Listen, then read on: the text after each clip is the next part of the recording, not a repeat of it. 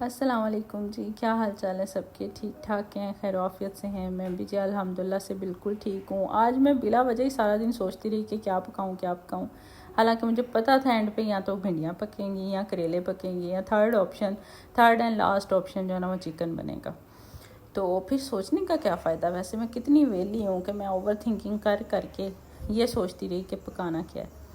تو جی گرمیوں میں ہمارے پاس آپشن لمیٹیڈ ہیں، سردیوں میں لمیٹیڈ ہیں، بہت سے آپشن ہوتے ہوئے ہم نے کون سا کسی اور آپشن پہ غور کرنا ہے؟ ساری گرمیاں بھنڈیاں پکا لو، کریلے پکا لو، چکن بنا لو، اگر کچھ نہیں ہوا تو بھنڈیوں میں کریلے ڈال لو، سوری سلپ آف دا ٹنگ، بھنڈیوں میں چکن ڈال لو یا پھر چکن میں بھنڈیاں ڈال لو یا کریلوں میں بھنڈیاں ڈال لو، سلپ آف دا ٹنگ۔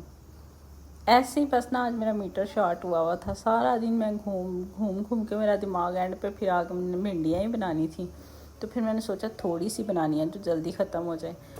تو جی پہلے تو میرا دل کر رہا تھا زیادہ ساری بناؤ اور سٹاک کر لوں، تاکہ جب بھی میرے ہسبینڈ کے بھنڈیاں بنا لو تو میں کہوں بنی ہوئی ہیں کھائیں۔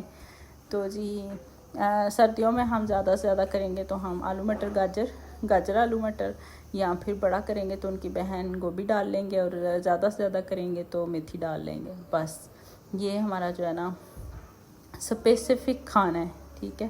جس طرح تسی پرونے سدنا نا پلیز اللہ دا واسطہ جو میرے واسطے بریانی بنا لیا جائے۔ مجھے اپنی بہن کے ہاتھ کی بریانی اتنی یاد آ رہی ہے کہ میں آپ کو بتا نہیں سک رہی۔ کہاں پھنس گئی ہوں میں، مطلب نہ بریانی بھی نہیں بنانے دیتے، مطلب بندے کی اپنی کوئی چوائس نہیں ہے۔ جب بھی میں بریانی بناتی ہوں تو کہتے ہیں بنا لیا اپنے لیے سوگات، میرے لیے روٹی بنا لی، اور جب پھر روٹی بنا لیتی ہوں تو پھر بریانی کھائیں گے۔ بھائی کیا مطلب ہے اس بات کا؟ اتنا ٹارچر کرنے کا مطلب کیا آپ کا؟ اینڈ پہ اگر آپ نے بریانی کھا ہی لینی ہے تو پھر بریانی ہی کھا لینا۔ جیسے ہم آپ کی وجہ سے روز بھنڈیاں، اللہ کرے میری ویڈیو نہ دیکھ لیں، خیر دیکھ بھی لیں گے تو بہت برا حال ہوگا میرا، پھر روز بھنڈیاں بنیں گی۔ جی مجھے تو لگتا کدی کدی نا میری دادی دی میرے بندے میری دادی دی، میری سس دی، میرے پورے خاندان دی روح رہندی ہے، جڑے مینوں نا مطلب میں کیا ایکسپلین کروں اب آپ کو۔ چھوٹے ہوتے ہم کہہ دیتے ہوتے تھے، یہ کوئی مذاق والی بات نہیں ہے کہ آج ہم نے یہ نہیں کھانا تو 10 دن وہی کچھ بنتا تھا، وہ والی سچویشن ہے میرے ساتھ۔ آپ یقین کیجیے گا میں بہت دکھی ہوں۔ تو دوجا بڑا دکھ جڑا اج کل میرا چلن ڈیا نا وہ یہ مینوں لگتا ہے کہ میں گھر دے کسے کونے چ چھپ کے بھی نہ، آخری کونے سے چھپ کے ویڈیو بھی بنائی نا، ٹین ڈبے والوں نے پتہ لگ جانا ہے۔ پتہ نہیں یار، لیٹرلی جب بھی میں ویڈیو بنانے لگتی ہوں نا، یا پھر میں سوچ لوں کہ میں نے استھیٹک سے ویڈیو شوٹ کرنی ہے جس میں نا میں نے وائس اوور نہیں کرنا، ان کو پتہ چل جاتا ہے۔ جس دن میں سوچ لوں آج میں سکون سے بیٹھ کے وائس اوور کرنا ہے، ان کو پتہ چل جاتا ہے۔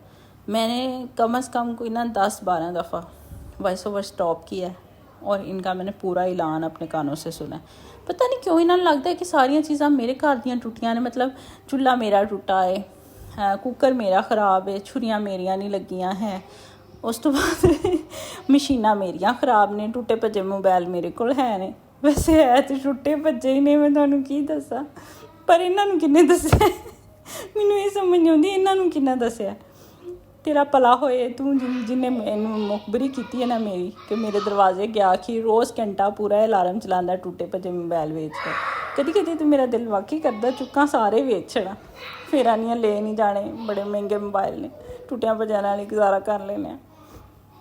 خیر باتیں کرتے کرتے میں نے بھنڈیاں بھی بنا لی، ساتھ میں سارے میں نے برتن بھی واش کر لیے، تاکہ نا کلارا کم سے کم پڑے، لیکن ایسا ہو نہیں سکتا۔ جب بھی میں صبح کچن میں آتی ہوں نا 8-10 برتن میرا منہ ایسے دیکھ رہے ہوتے ہیں، آ گئی ہیں باجی، راتی ہمیں تو چھڑ کے گئی سے نا۔ خیر میں قسم سے ایک بھی برتن دھونے والا رکھ کے نہیں سوتی، لیکن میرے ہسبینڈ اور میرے بچے ساری رات چلتے رہتے ہیں، ساری رات کھاتے رہتے ہیں، پتہ نہیں مجھے سمجھ نہیں آتی۔ خیر میں سو جاتی ہوں، جو مرضی کریں جو مرضی کھائیں، لیکن یہ ہے کہ مجھے پھر صبح اٹھ کے کچن جو ہے نا وہ سنبھالنا پڑتا ہے۔ خیر اور سنائیں، میرے رونے سن کے تو آپ لوگ ویسے فیڈ اپ ہو گئے ہوں گے، لگتا ہے مینوں لگتا ہے کوئی سبسکرائب کریں تو جان سبسکرائب کر کے جان دینے، اینوں سنن نالوں بہتر ہے کہ مطلب نہ بندہ آہو۔ خیر اتنی بھی بری وائس اوور نہیں ہوتی میری، برداشت کریں۔ آج کل تو میں نے سوچا ہوا ہے کہ میں نے نا تھوڑا مطلب مجھے ایک بندے نے کہہ دیا کہ کتنے رونے دھونے والے ولاگز ہوتے ہیں نا تمہارے، بھائی نہیں، ہر ٹائم بندہ خوش بھی نہیں رہ سکتا اور ہر ٹائم بندہ دکھی بھی نہیں رہ سکتا. فیزز ہوتے ہیں لائف کے. بعض دفعہ کچھ ایسا واقعہ سننے کو مل جاتا ہے جو بہت تکلیف دہ ہوتا ہے اور بڑا مطلب اس کے لیے دکھ ہوتا ہے، پھر وہ بھی ایکسپلین کرنا پڑتا ہے. تو حالات و واقعات کے مطابق موڈ سوئنگس تو چلتے ہی رہتے ہیں. اور شور کے لیے سوری جی. میرا بیٹا احمد جو ہے وہ محمد کو تنگ کر رہا ہے. اس کو لگتا ہے کہ اس کو میری ساری باتوں کی سمجھ آتی ہے. سمجھ آئے اس کو ککھ بھی نہیں آتا، لیکن وہ فل اینڈ ایکٹیو اس کے ساتھ کھیلنے کی کوشش کرتا ہے. تو بھائی بچوں کو مطلب اب کیا کہیں ہم. خیر یہاں پہ جی اب میں نے بھنڈیاں ایڈ کر دینی ہیں، تو اچھے سے پھر میں بنا کے دم دے دوں گی. اس کے بعد پھر نا میں جب میرے ہسبینڈ آئیں گے نا تبھی روٹیاں بناؤں گی گرم گرم.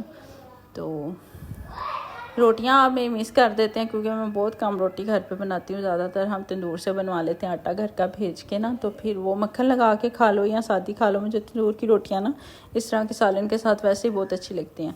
اور گھر پہ بھی اکثر بناتی ہوں میں ناشتہ، تو گھر پہ بناتی ہوں. میں نے کبھی ناشتے کے لیے روٹیاں باہر سے نہیں منگوائیں.